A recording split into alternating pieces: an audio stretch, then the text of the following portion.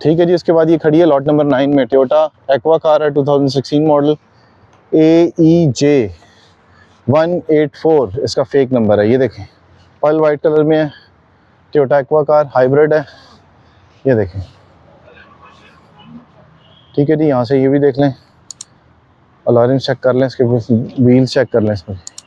ये देखें, अच्छा जी। ये देखें टायरों में हवा भी अच्छी है, टायरों की कंडीशन भी बेहतर लग रही है, लाइट्स भी बड़ी बेहतरीन है, स्क्रैचलेस गाड़ी नज़र आ रही है यहाँ से मुझे। बाकी आप आएंगे देखेंगे एक दफ़ा फिज़िकली तो आपको थोड़ा अंदाज़ा हो जाएगा। अंदर से दिखा देता हूँ। ये देखें, ठीक है जी। ये बैक रूम है इसका।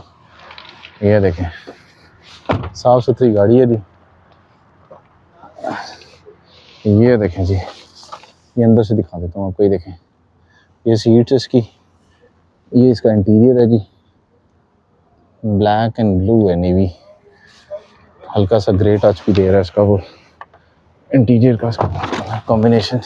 ये देखिए जी lot number 9 Toyota Aqua car 2016 model hybrid.